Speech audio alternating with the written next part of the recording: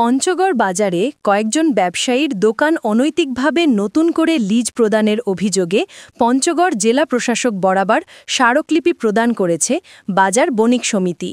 পঞ্চগড় থেকে আব্দুর রহিমের প্রতিবেদনে দেখুন বিস্তারিত। মঙ্গলবার দুপুরে পঞ্চগড় শহরে চৌরঙ্গি মোড়ে বাজার বণিক সমিতির ডাকে দোকান মালিক ও কর্মচারীরা জড়ো হয়।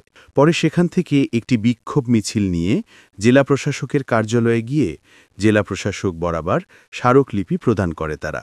স্মারকলিপিটি গ্রহণ করেন অতিরিক্ত জেলা প্রশাসক রাজস্ব সুমন চন্দ্র দাস। এ সময় তিনি যথাযথ ব্যবস্থা নেওয়ার আশ্বাস দেন।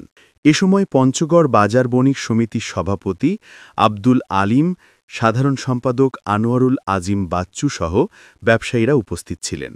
পঞ্চগড় বাজার বণিক সমিতির সভাপতি আব্দুল আলিম খান বলেন, আপনারা জানেন কয়েক মাস থেকে পঞ্চগড় বাজারে অসাধু ব্যবসায়ী ভাড়াকৃত দোকান আত্মসাৎ করার লক্ষ্যে পয়তারা শুরু করেছে এবং বিভিন্নভাবে তারা দোকানগুলো আত্মসাৎের পরিকল্পনা করতেছে। এই পঞ্চগড় বাজারের সকল ব্যবসায়ী একজোট হয়ে অসাধুদের উচ্ছেদের ব্যবস্থা নেওয়া হয়েছে। আপনারা জানেন আজ কয়েক মাস থেকে আমাদের পঞ্চগড় বাজারে কিছু অসাধু ব্যবসায়ী তার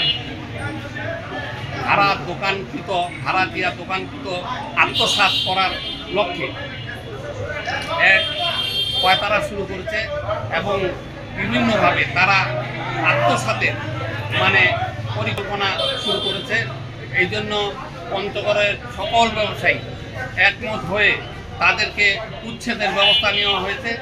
ইতিপূর্বে জেলা প্রশাসক সহ সকল পঞ্চগড় জেলার সম্মানিত মহোদয়দেরকে আমরা অনুলিপি দিছি, আমরা অবগত করাইছি।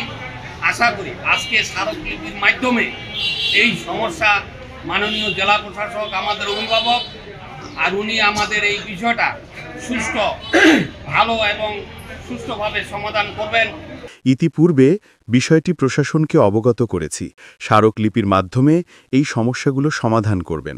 পঞ্চগড় বাজার বণিক সমিতি সাধারণ সম্পাদক আনোয়ারুল আজিম বাচ্চু বলেন, বাজার বণিক সমিতি বড় একটি সংগঠন, প্রায় ৫,০০০ ভোটার রয়েছে।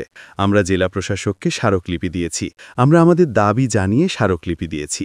অতিরিক্ত জেলা প্রশাসক বিষয়টি গুরুত্বের সঙ্গে গ্রহণ করেছেন এবং প্রয়োজনীয় পদক্ষেপ নেওয়ার আশ্বাস দিয়েছেন।